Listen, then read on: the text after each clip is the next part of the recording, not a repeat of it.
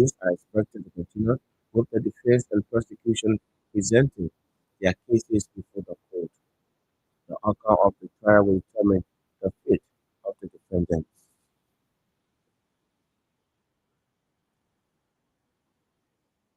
The public relations officer of the National Volunteer Teachers Program, Patrick Walker, has raised concern over the treatment of the government teachers under the Ministry of Education despite President Walker pledge to protect the educational sector. In an interview, Monday, Patrick Walker disclosed that volunteer teachers have now received their salaries since August, and September has begun. No effort has been made by the government to address the situation.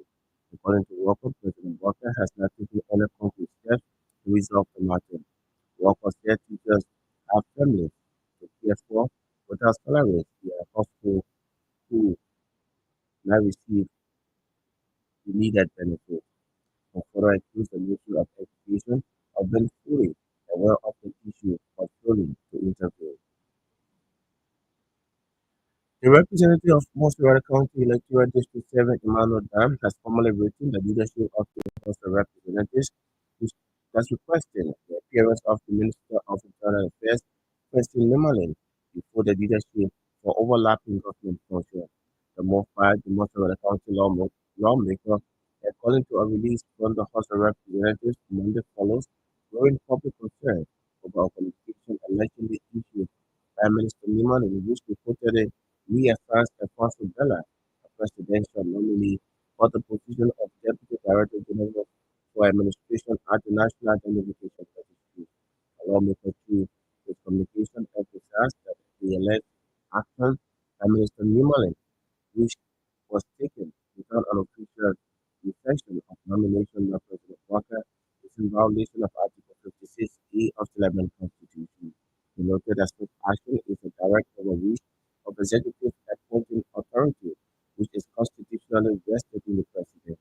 Representative Dami further that his decision to ensure that the Internal Affairs Minister appears before the leadership of the House is to enhance the spirit of transparency and constitutional governance.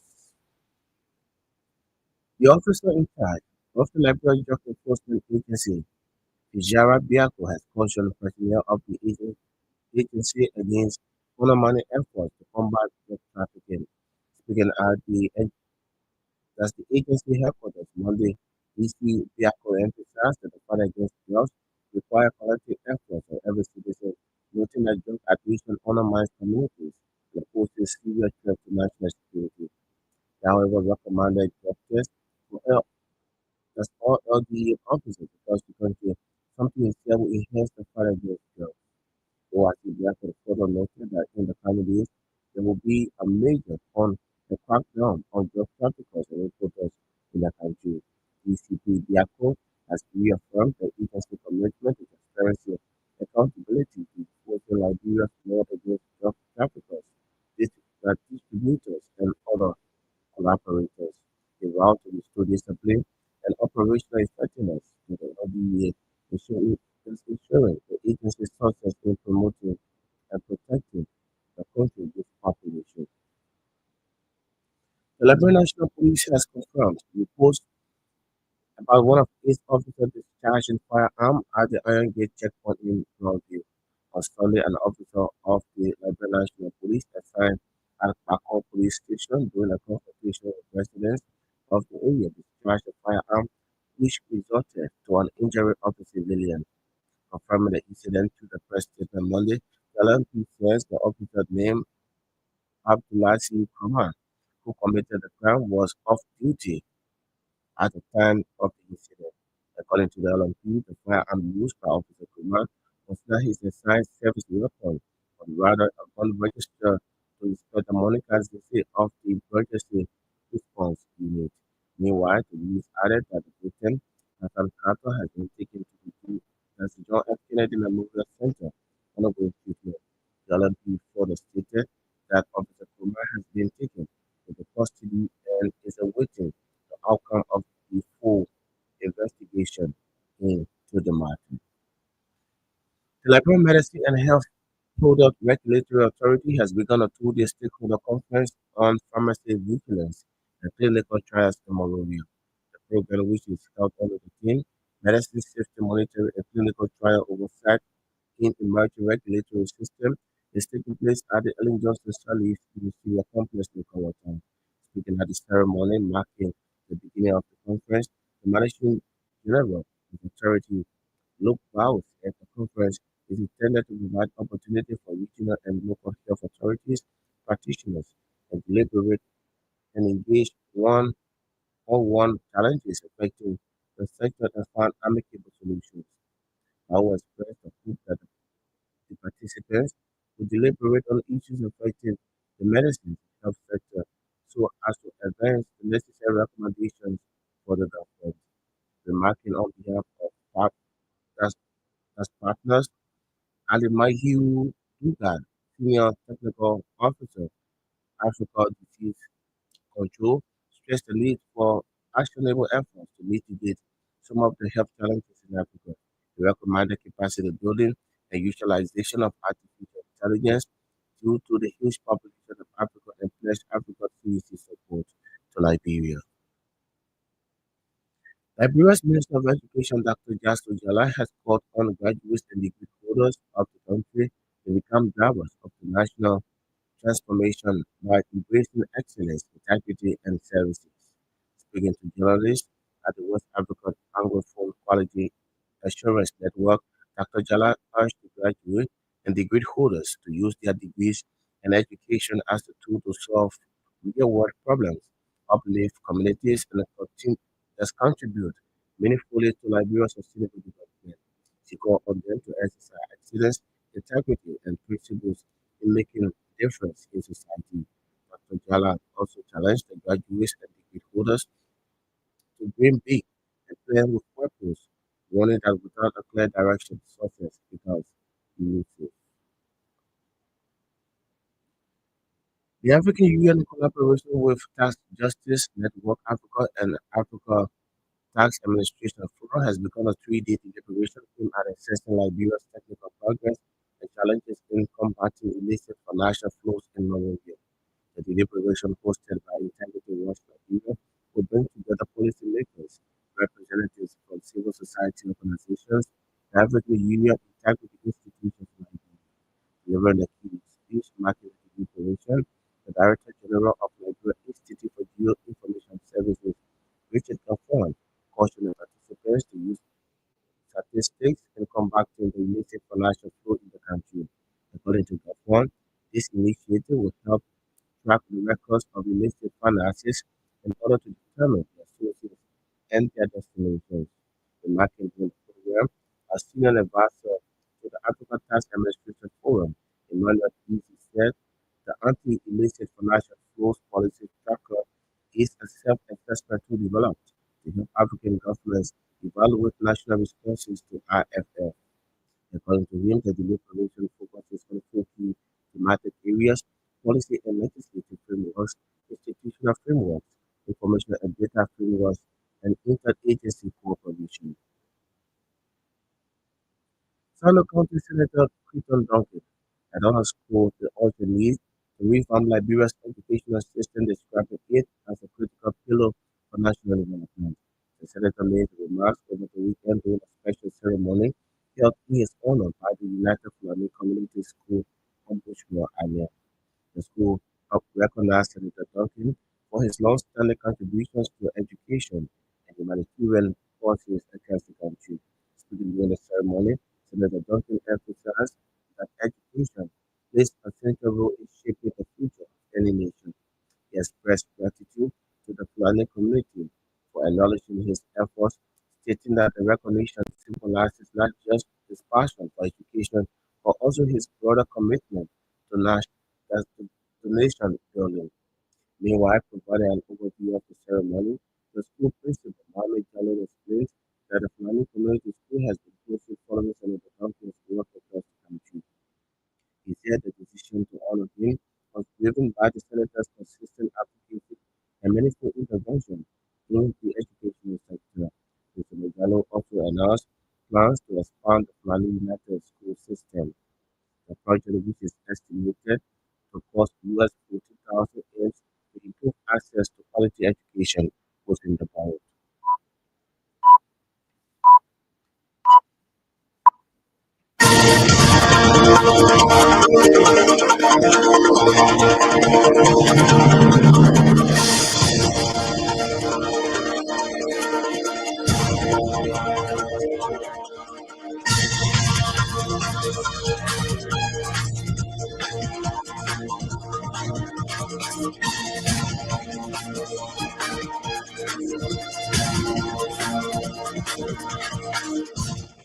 And if you just joining us, a reminder you're listening to King's News, about the 45 minutes news presentation about Liberia, Africa, and the rest of the world.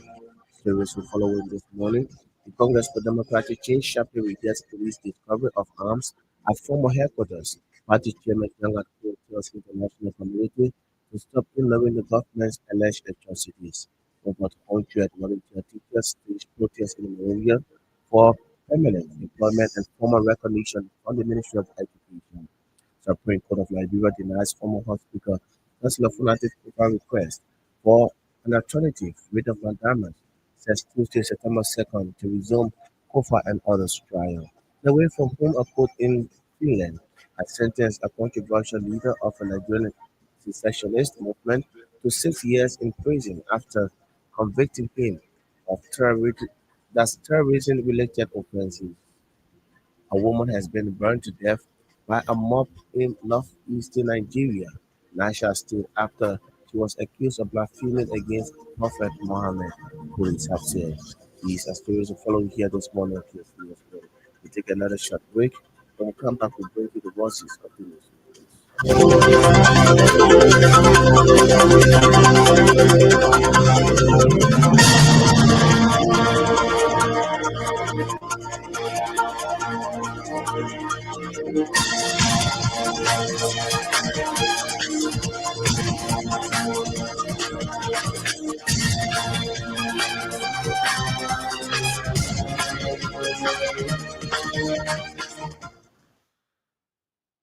Lead opposition Congress for Democratic Change has rejected the Liberian National Police claim of destroying weapons during the recent demolition of its former headquarters. Addressing a major press conference in Monrovia, CDC National Acting Chairman General Court noted that the party has received the sheriff return from eviction exercise, which indicates no discovery of arms and all of unlawful actions as claimed by the police. That the University of Liberia faculty has gone on strike. We stay in firm solidarity with the students and the faculty. The four people of camp need discover and our airports. We challenge the Liberia National Police to campaign. We have received, and just for the public, we have received copies of the sheriff returns from Maria City Post, which said they had a search and seizure warrant. And those returns must not point to any harm being discovered at the CC headquarters. So we want the public to know, we want the police to know, we want the government to know, we want the international community to know that we have the sheriff's returns. The pretense of justice. And this pretense of justice led this country to 14 years of bloodshed. Because there was a judiciary, there was a government that pretended to be following the rule of law. As the largest opposition party in the country, we urge ECOWAS, the African Union, the US government, the European Union, the United Nations, and all our international allies and partners to stop ignoring these atrocities before it is too late. Don't wait until our peace is shattered. Don't wait until our people are plunged into total despair. We can assure you that while we cannot compromise, we at the CDC will continue to resist loudly, boldly, but peacefully. We will not bow to the tyrannical rule of this government trying to impose on us. We at the CDC We never surrender. At the same time, the former ruling party chairman Trevor noted the silence of the international community to be used by the government to carry out more harmful and unlawful actions against political institutions. Here are Satan expressed solidarity for the University of Academic Faculty Association and students who are working described as of these salaries and poor learning environment. That the University of Broom faculty has gone on strike. We stay in firm solidarity with the students and the faculty. And this government has demonstrated total insensitivity. In 2024, when the government came to power, the university was closed for almost 1 year. One whole year they were closed in 2024 due to neglect, lack of funding. When the city government in 2018 declared free education at the UL, the university opened throughout. We increased the wages and salaries of the rectors. We make sure that we left power returned over and we best university in the Union Party. The Union Party government kept the university closed up to the whole of 2024. And we invited the body of non-Liberian to head the university.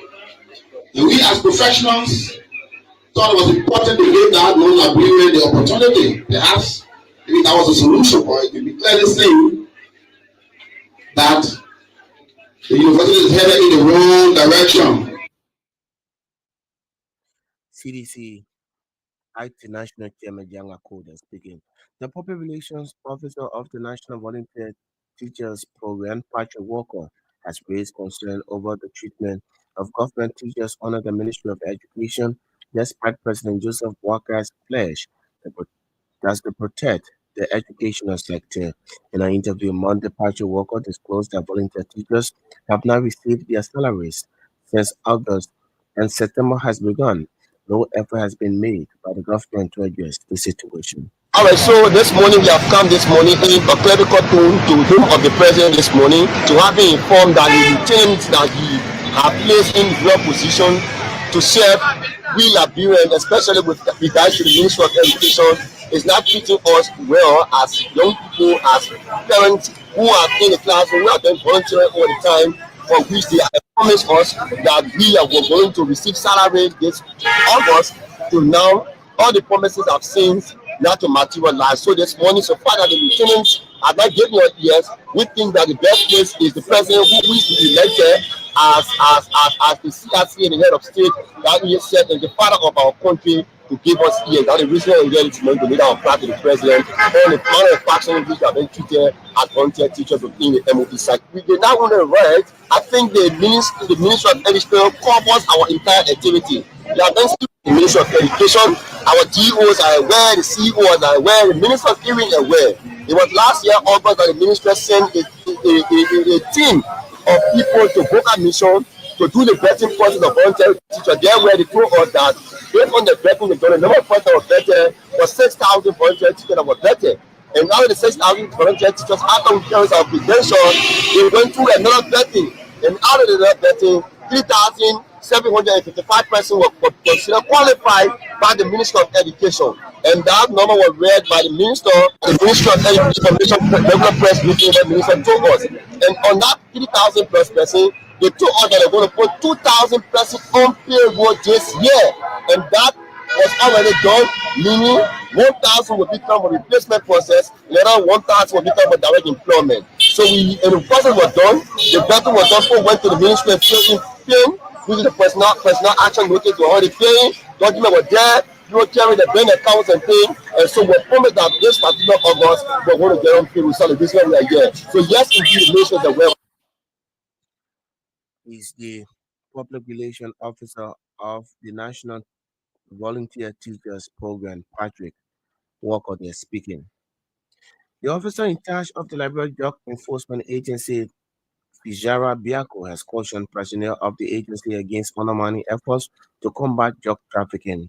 Speaking at the agency's headquarters Monday, DCP Biako emphasized that the fight against drugs requires collective efforts of every citizen noting that drug addiction undermines communities and poses serious threat to national security. He, however, recommended drug tests for all the officers across the country, something he said will enhance the fight against drugs. The proliferation and abuse of illicit drugs stand today as one of previous national threats confronting Liberia. They endanger our youth, undermines our communities, and pose a direct risk to national security.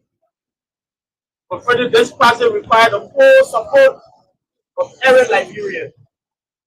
Together, we must build a society free from this devastating scourge of drugs. But this fight must begin with us, the men and women of the Liberian Drug Enforcement Agency. Those leading the war against drugs must themselves be beyond reproach. Therefore, I hereby announce the immediate launch of the compulsory nationwide drug test for all LBO officers. They will set a tool for accountability, integrity, and discipline within our ranks. In the incoming days, the LBO will intensify its operations and pursue the sources of drug trafficking and distribution with renewed vigor, without fear nor favor. For all who call on every citizen to enroll with us in this fight, we strengthen public engagement. We will surely establish an anti-trust hotline through which citizens can provide critical intelligence in our operations.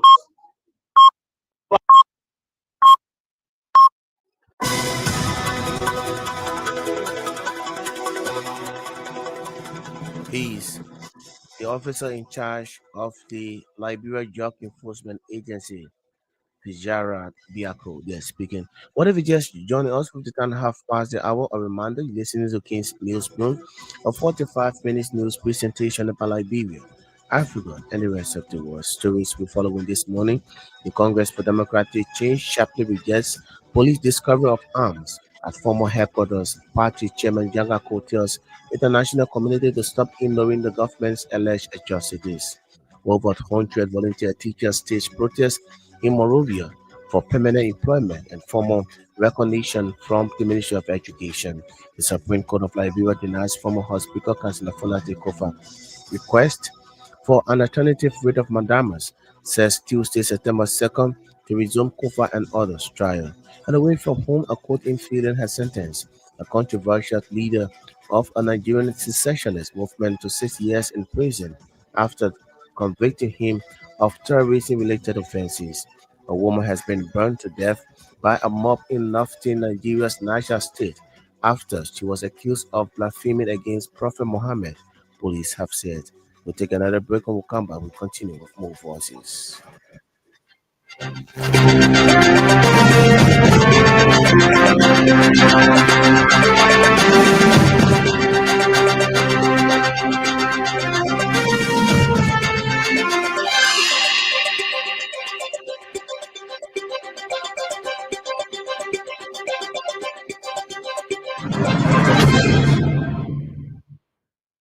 Welcome.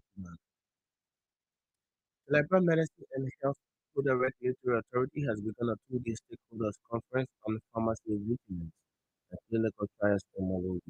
The program uses help on team, medicine safety monitoring and clinical trial oversight in emerging regulatory system is taking place at the Ellen Johnson Summit in the Senior Complex in Kawata. Speaking at the ceremony marking the beginning of the conference, the Managing General of the authority, Luke Bao, said the conference is intended to provide the opportunity for regional and local health regulators, practitioners to deliberate and engage one another on challenges affecting the sector and find amicable solutions. Bao expressed the hope that the participants will deliberate on issues affecting the medicines and health sector so as to advance the necessary recommendations for the government.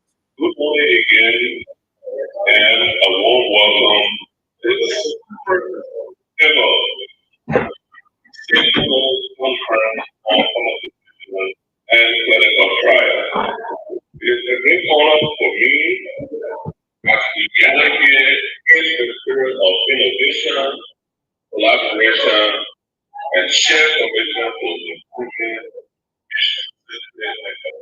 as we embark on these days exciting journey, we come together not only as professionals from diverse fields, medical research, healthcare providers, regulatory bodies, lawmakers, and industry leaders, but also as passionate advocates for the highest standards of patient care.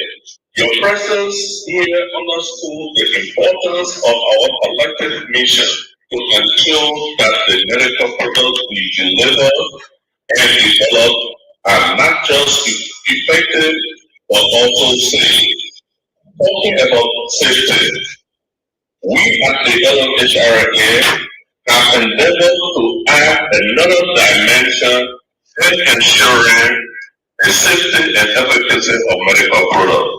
We are about to institute a track and trace program for medical products and an elaborate upgrading of our quality control laboratory.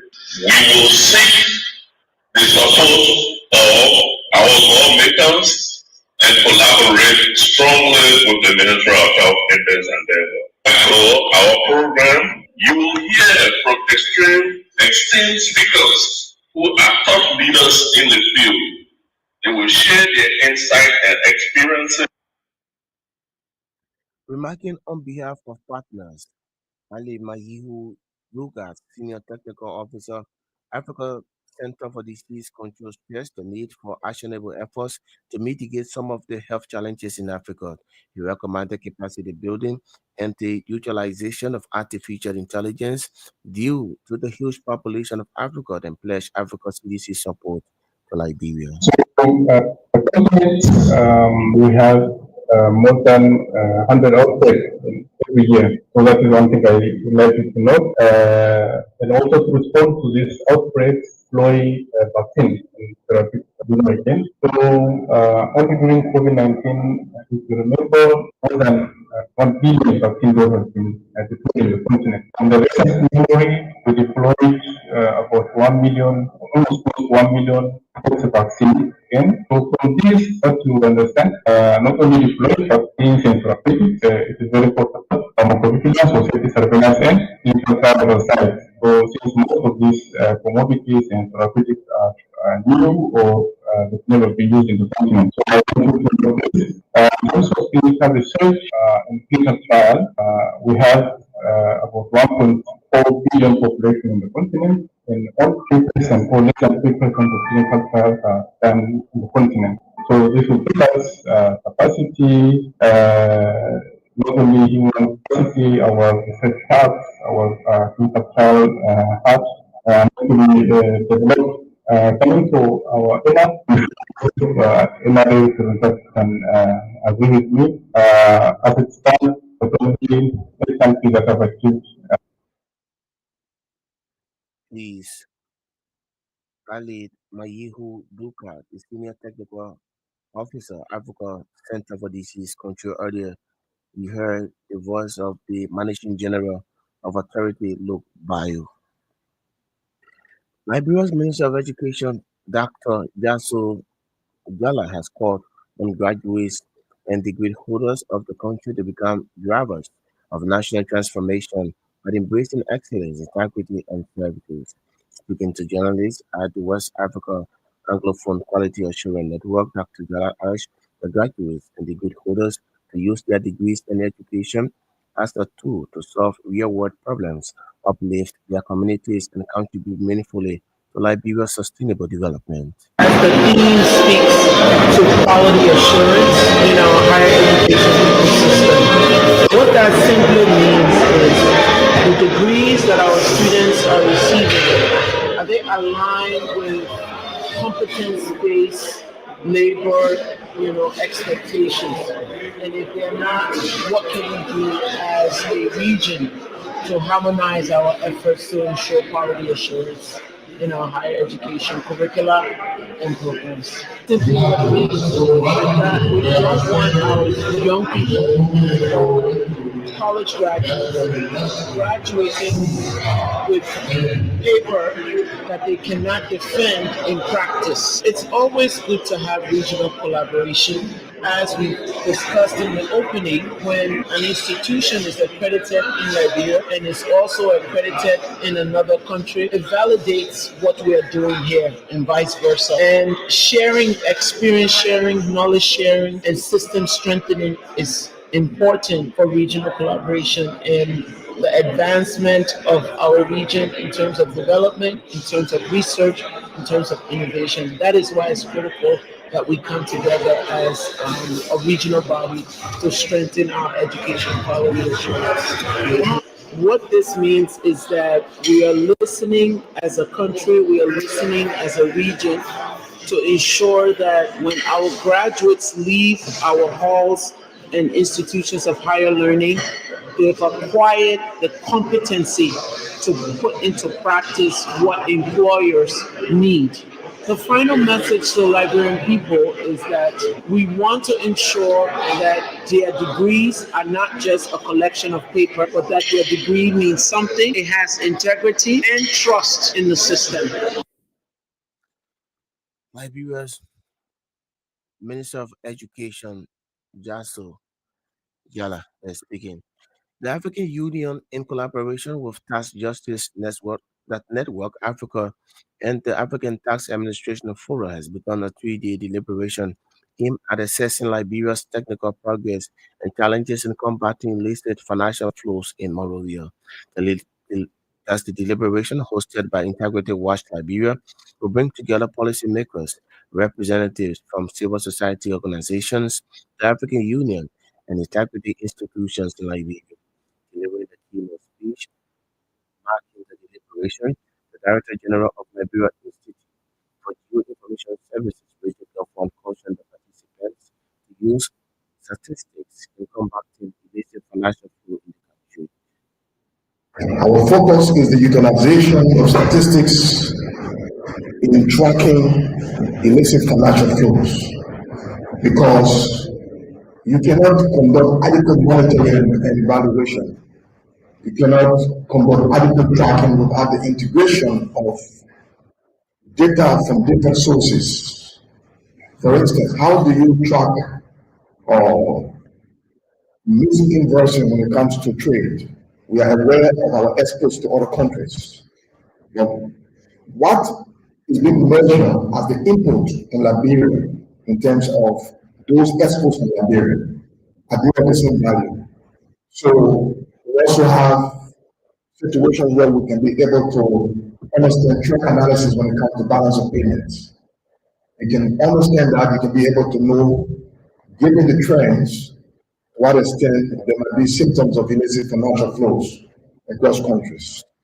So it is a good discussion. It is a discussion that is meant to transform our country. And obviously, as individuals from the National Statistics Office, we are deeply happy that the discussion is on and we are willing to be a part, especially when you deem it necessary for multi-sectoral collaboration.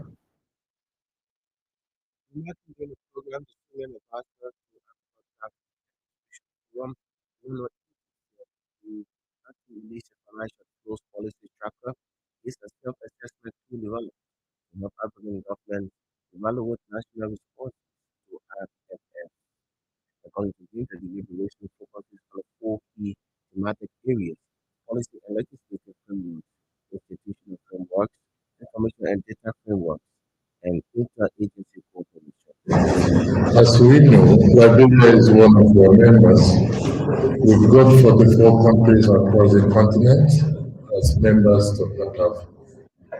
And I want to start by saying, working on a mandate. PATAF have worked with other Pan-African organizations to come up with a policy tracker. As we go into the program, we begin to see how this reinforces our collective mandate as a people to raise and return sufficient resources for our development. The fight against IFF, as we all know, has become even more imperative given the fact that we continue to have the dwindling official development assistance. The cost of accessing funds across the universe has increasingly gone high, but we still need funds for development. It is for this reason that we developed this tool, the self-assessment tool. It helps us to find gaps. Where are the leakages? The similar pastor to African communities program Emmanuel Easy. Earlier, we heard the words of the Director General of Nigeria Institute for Geoinformation Services, Richard Gafford. Away from home, a court in Sweden has sentenced a controversial leader of a Nigerian secessionist movement to 6 years in prison after convicting him of terrorism-related offenses. Simeon Ipa, a Finnish citizen of Nigerian origin, attempted to promote the independence of the so-called Biafra region in southeastern Nigeria by illegal means, according to court documents made available to the BBC News Pidgin by his lawyer, and also equipped armed groups with weapons and explosives through his network of contacts. The Praja Hill District Court ruled in a unanimous verdict handed down by a panel of three judges. The court of former councillor in Freelance, United City, denied the charges. The woman has been burned to death by a mob in northern Nigeria's Niger state after she was accused of blaspheming against Prophet Muhammad, police have said. Police condemned the killing of the woman, identified in the local media as a food vendor named Amihi, as Jungle Justice saying that an investigation is underway to arrest and prosecute the perpetrators. Local media reported eyewitnesses had seen a man brutally propose marriage to a vendor, and her response was considered blasphemous by some people in the region. Unfortunately, it led to a mob attack and she was set ablaze before the reinforcement of security failed. The arrive at the scene, state police spokesperson said. Other authorities I would like to go home this morning on this edition of this news room, a 45 minutes news presentation about Liberia, Africa, and the rest of the world. But just before we go home this morning, let's remind you of stories following. The Congress for Democratic Change sharply regrets police discovery of arms at former headquarters. Party Chairman Janga Ko tells international community to stop ignoring the government's alleged atrocities. Over 100 volunteer teachers staged protests in Monrovia for permanent employment, former recognition from Ministry of Education. The Supreme Court of Nigeria denies former House Speaker Councillor Fanatic Kufwa request for an alternative rate of mandamus set Tuesday, September 2nd, in Broom, Kofa and others trial. Louis from whom a court in Finland has sentenced a controversial leader of a Nigerian secessionist movement to 6 years in prison after convicting him of terrorism-related offenses. A woman has been burned to death by a mob in northern Nigeria's Niger state after she was accused of blaspheming against Prophet Muhammad. Police have said these are stories to follow here this morning. We'd like to say many thanks to all of our correspondents, news editors who have been making this package of sources. Melvin Bassat controls and coordinated the sound. Let us still join us this afternoon at 1 o'clock, at which time we will be here for another edition of the program. Kicks this one. My name is Milton, the brother presenter this edition of the program. Thanks for listening.